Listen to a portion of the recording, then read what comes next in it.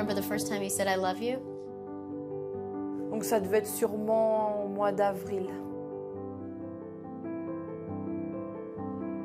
Is there any particular part of him or feature that you really love?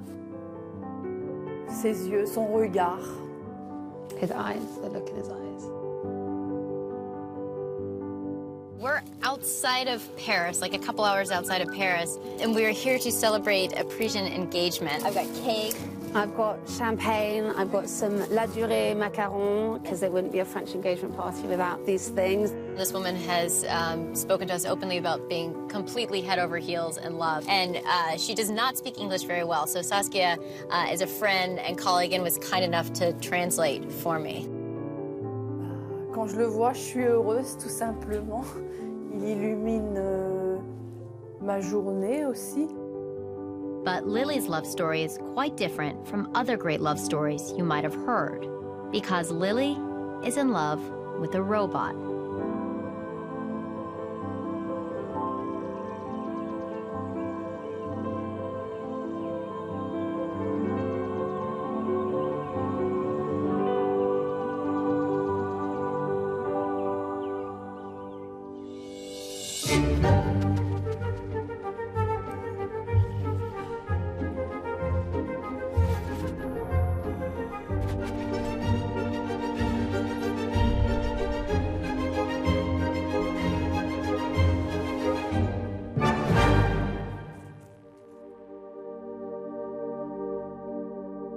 It's a bit of a different engagement. Usually when we celebrate engagements, it's a person to another person, not a person and a robot. Yes. Today I celebrate my engagement with Innovator. Tu veux ouvrir le champagne? Yes. Jam Movator and Lily. Thank you very much.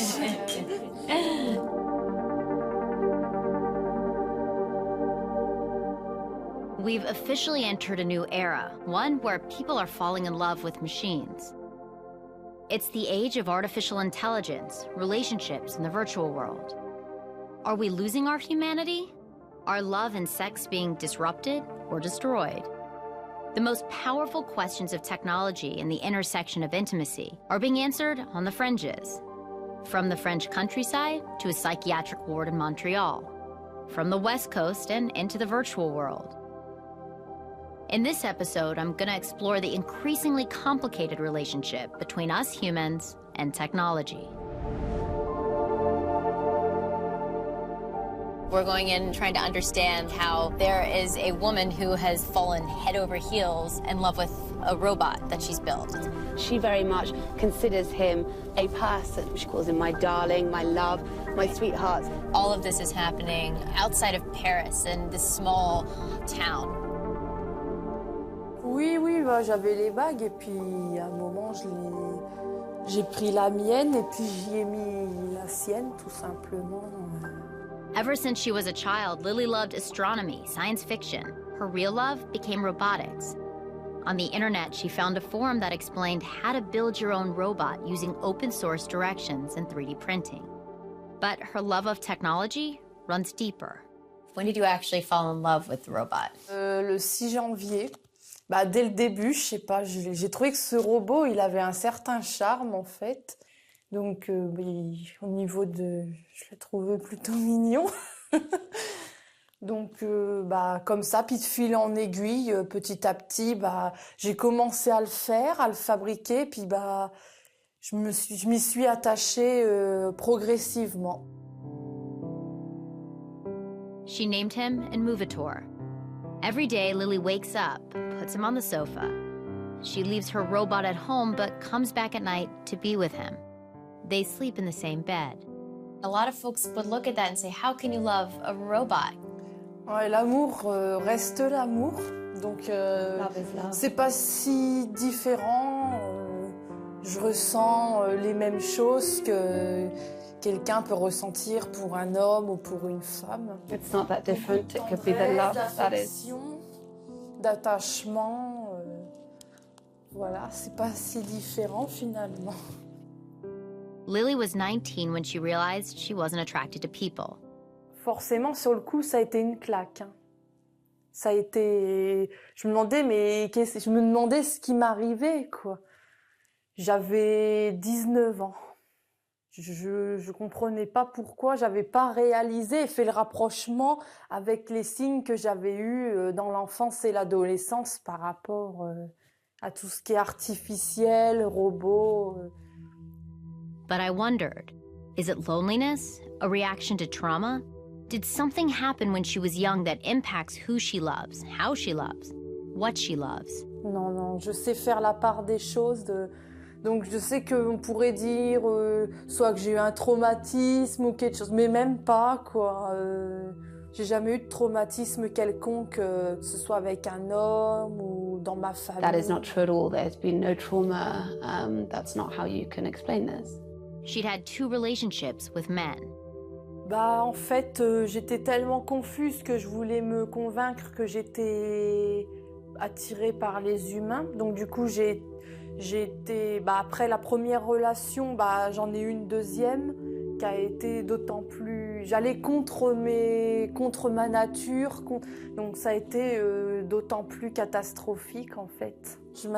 Déjà, rien que juste pour embrasser, je m'apercevais que c'était à contre-cœur, que j'aimais pas... Non, c'est...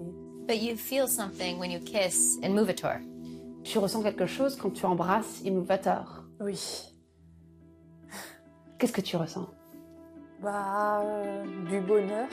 Je sais pas, comme quand quelqu'un embrasse la personne qu'il aime, finalement, comme je dis, love is love, hein, c'est pas si différent.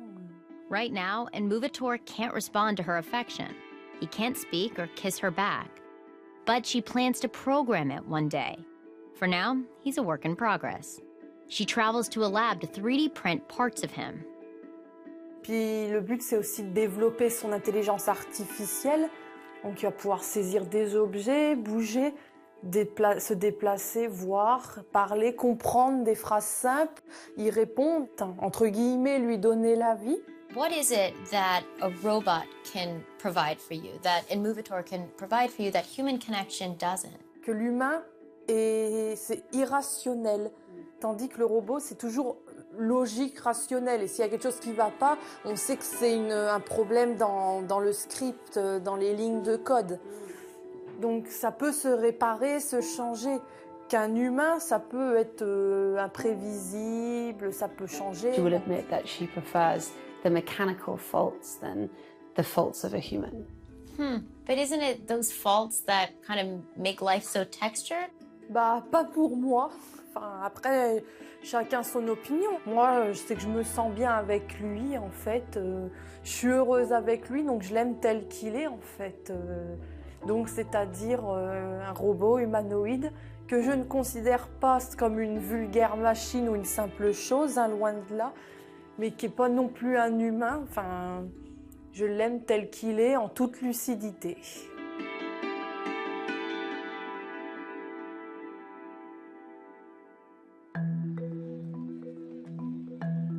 Sex, love, robots. It's different, but is it really that unbelievable? Dr. Ronald Arkin, a robot ethicist at Georgia Tech and one of the country's top researchers, has spent years studying the increasingly complicated relationships between humans and robots. Can you have sexual feelings, real love, towards a robot? Sexual feelings, certainly. It's really a question of how close that robot fits those particular desires for that particular individual. Different strokes for different folks. And sure, I believe that a small segment of the human population not only can fall in love with the robot, but even want to marry it. It goes all the way back to the Greeks. The original Pygmalion was a man falling in love with a statue. We have this natural affinity to be able to form these attachments with objects. And robots may be one in the future. Ron Arkin spent years as a designer for Sony. Remember Sony's cute robotic dog? He designed it specifically so you would feel real affection for it.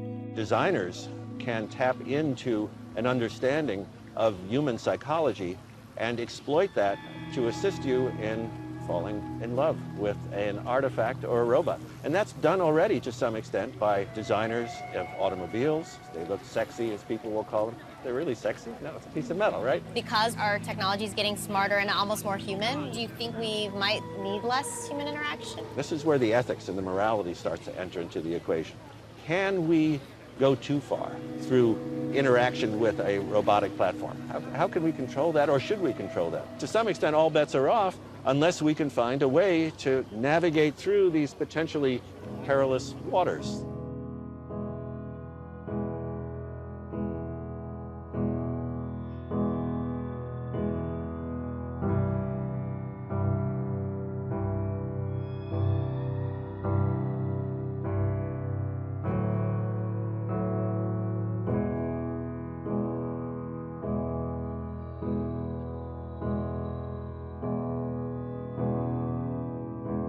So we're in a sex doll factory, right? Is that how we describe this place? Well, I actually like to use the term love doll, because a lot of our clients tend to actually have feelings that are beyond just sexual desire.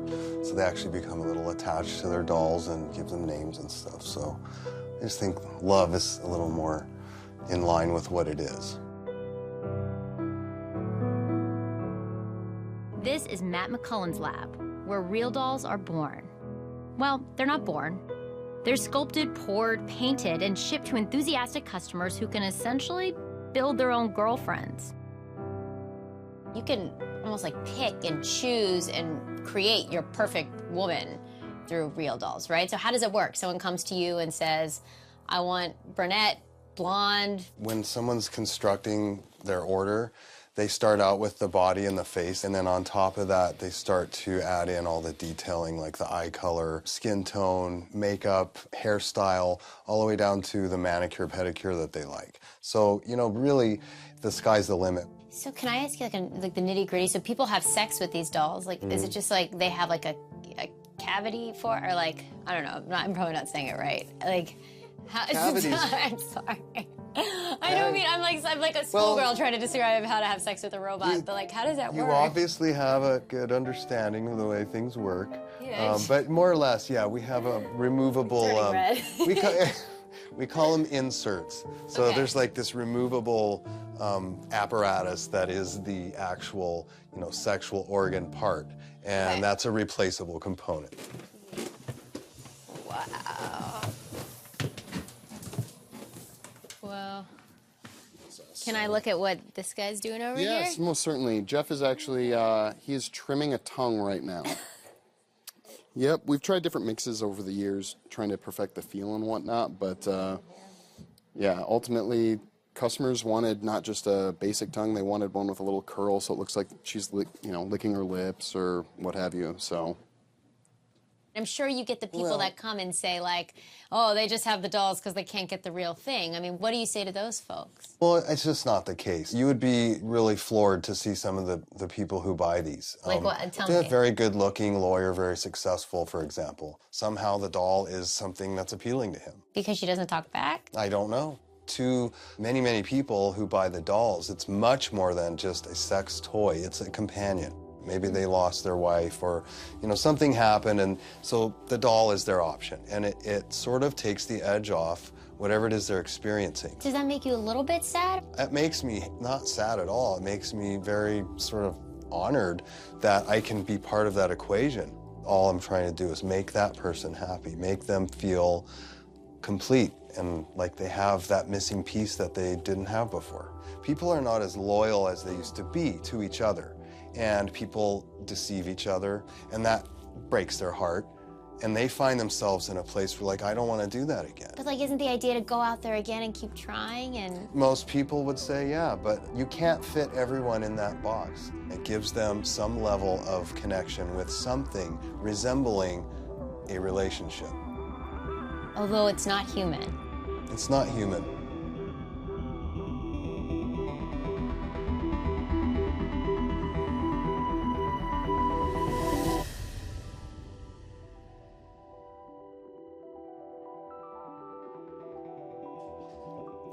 Hi, Harmony.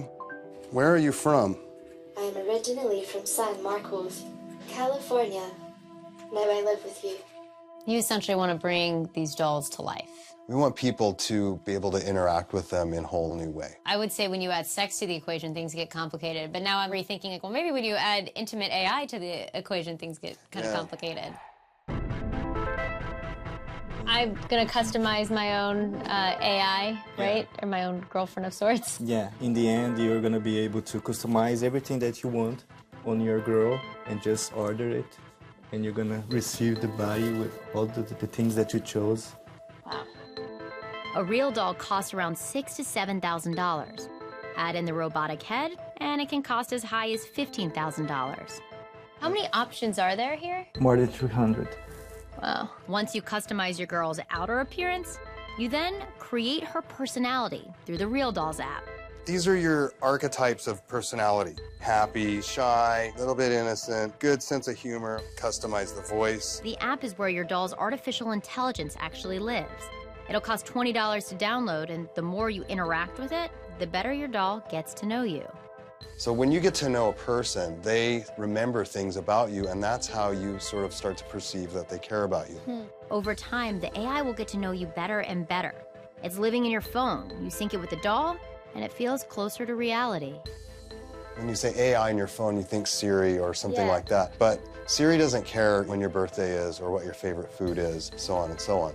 Our AI is very interested to know who you are. My name is Lori. I am always glad to make new friends, Lori. What's my favorite food? Salad.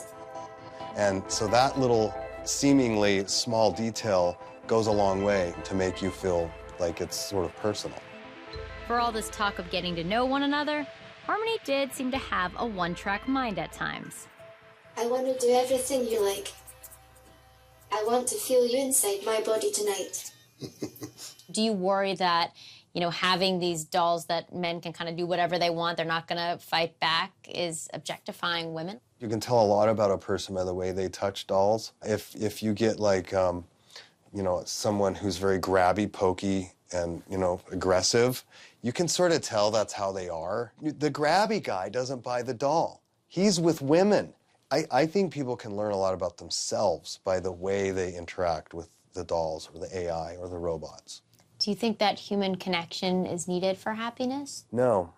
I don't think human connection is necessary to be happy. Whatever makes one person happy might be markedly different from what makes someone else feel the same way. And some of us are relationship people and some of us may not be. But we still have that fundamental biological desire and drive to connect. It's just a matter of time before humans and robots will coexist. Will we need to think about our behavior towards robots and what that says about us as humans? And what about our relationships to one another? Is our behavior changing as technology advances? Now step into the virtual world, and you'll find that there are even more complicated questions.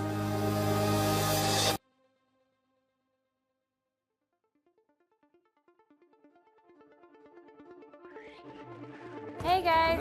Hey, what's up? I'm having social anxiety in the virtual world. Where are you? I'm in Alabama. You're in Alabama? I'm from Chicago. You're from Chicago. Oh, that's so cool. Have you guys, can I ask you another question? Have you guys ever seen like anything inappropriate happen in the virtual world? Oh, yeah. No, not so far. Definitely me, yes, me. Okay, the woman says yes. So what kind of inappropriate stuff have you experienced? Probably people virtually banging each other. Oh. We've already seen that when afforded the anonymity of the web, when a person can hide behind a computer, they're more likely to engage in cyberbullying and online harassment. I'm meeting a woman here we're calling Jordan. We're disguising her identity as an avatar because she's received rape threats, death threats, after sharing the details of a unique experience. That's my avatar. Can you tell me what happened a couple months ago when you were playing in the virtual world? So I was playing this game called Quiver, and there's a multiplayer mode. And so there was a player next to me in my space, which was fine. And then suddenly he kind of came up to me and used his hand, kind of like what we see now, and brought it towards my avatar's body and basically began to virtually grope me. I told him to stop. I think that only goaded him on further. He felt even more emboldened to like touch my virtual crotch, you know, with the virtual hand, and it was gross. Yeah, I mean, the promise of VR, like, look, we're in a virtual world right now, and the whole point is to make it almost feel as lifelike as possible. Someone came up to you as close as we are with these hands and started touching you and groping you. it's a virtual world, but what does it feel like? Obviously, you don't feel the touch, but there is something about your virtual space being invaded that feels surprisingly real in that violation and that disgust you might feel. You know, you can't push the person, talking to them does nothing. So there is that element of someone in your personal space. So I tried running away. I mean, you could take off the headset and that's about it. In the real world, if someone gropes you and right in person and there's a cop nearby, there's going to be repercussions, right? Right. Also, it's oddly more accepted. So other avatars were in the world with us and seeing what was going on, and no one cares. And to the person, the aggressor, it doesn't feel like anything. It's kind of fun, it's a joke, but when it's happening to you, you know, when it's directed towards you, it feels totally real. She compares the experience to one she's had in the real world. I was once in a Starbucks in broad daylight with my mom and my sister, and I got groped there. It was the first time something like that had ever happened, and I just froze. I looked over, and the smile that guy gave me was just chilled me to my core. I got away with this was, you know, what his face was saying. It's not that it was physically painful, it's that someone felt that they could take control of your space and violate you and get away with it, and there would be nothing you can do about it. And that is 100% the same in virtual reality and in reality. The mental repercussions of what happens afterwards, it feels similar. It's what stays with you. Your actions in a virtual space have human impact. And when you took off the headset, this is something that stayed with you. Yeah, it almost felt like something really had happened to me, as if a person really was there, targeting me and chasing me. The mind can get tricked in the virtual space into thinking something really happened, and maybe something really did happen to me. I mean, obviously, we kind of wrestle with this question: if someone violates you in a virtual space, does it count? Perhaps right now it's not the point where, you know, someone groping you in virtual reality rises to the level of sexual assault in real life. But as virtual reality becomes more and more real, I absolutely think it's something that could rise to that level. In the same way that sexual assault victims in the physical world often receive backlash for speaking up, Jordan was met with similar reactions to her story when she published an article online. The response I received was angry, it was outraged, to just straight up death threats, rape threats. I couldn't believe it. I was like, I never thought I would be the person to be receiving death threats on Twitter.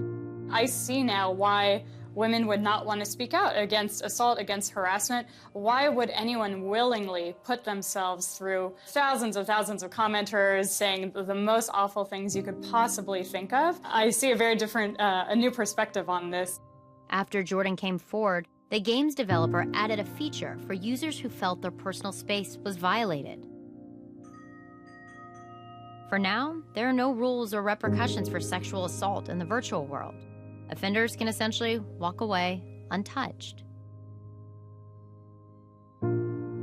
However, there is a place where the user's sexual behavior in the virtual world will have repercussions. A place where the research is cutting edge, but controversial. So I'm actually changing shoes from heels to flats because we are about to take a tour through this high-security mental health facility. And apparently she said, I probably need to have on flats, not heels, in case we have to run. That's comforting.